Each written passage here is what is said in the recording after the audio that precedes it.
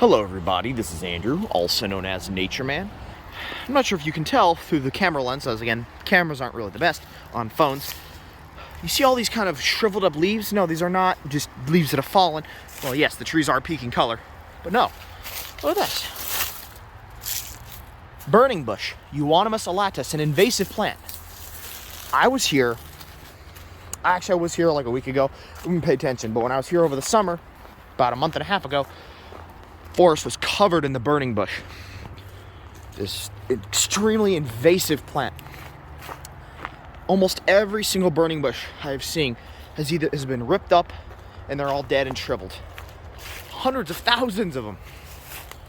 Look at that. I mean, I can tell it's burning bush, but it's all dead. It's been pulled. It's been yanked. Look at that. Someone has come through this forest and ripped out as many as they could. Probably days on end of pulling. Like, this is not something you can do in a day. Even if you have 1,000 people. Like, this took days or weeks of pulling. Burning bushes. Makes me so happy. Sorry for the shaky camera. It is all effing dead and I love it. NatureMan here is so proud of whoever did this. I'm telling you, I was here this summer. This entire forest is being choked with burning bush. And it's all been pulled. At first I thought, well, maybe they sprayed a chemical like Roundup, which is safe to use if you're careful with it, because even the most toxic chemicals degrade. But something tells me they pulled it all, they cut it all out, which is good, but that leaves me concerned. If they leave the roots, they could still resprout next year, and that does not solve the problem, which is why you need to use chemicals. I can't say maybe they did. Maybe they used chemicals and then they cut them. I'm not certain. Like, see, like here's a survivor, burning bush. So obviously they didn't get it all, but they got like 99% of it. Like, I'm just so happy. And it seems like they did the same up in the front of the forest with the Euonymus fortunei, the winter creeper, which the video will cut to in just a second. I'll have to film that separately, and I'll try to see if I can put it in this, edit it into the same video. I'm just so happy. Burning bushes would actually be turning deep red right now.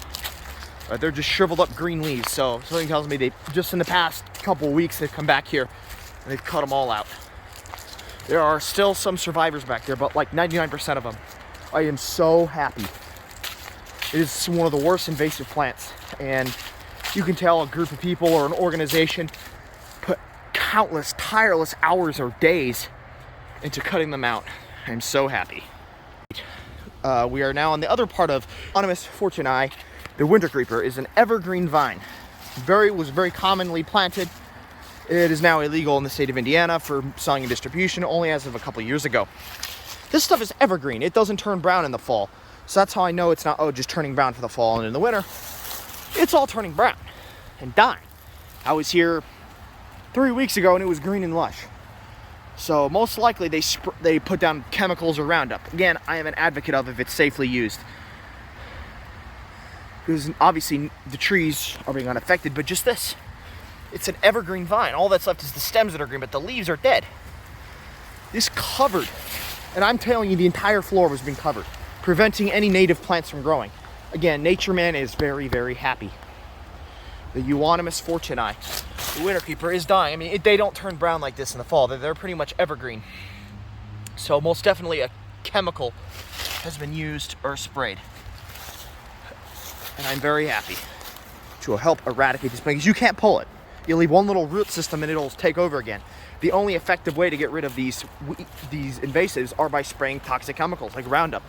Again, if you're careful with it, you're taking precautions, you're not using too much of it in a confined area, then it's fine. It will degrade, it won't harm the environment, it'll kill only what you want it to kill. And it will eventually decompose. It does. Within a year, there'll be no trace of it left in the environment. So as long as you're not doing too much of it, and you know what you're doing, and there's professionals doing it, you cannot harm the environment. I want to make that very clear. People who are reckless and irresponsible get cancer from Roundup.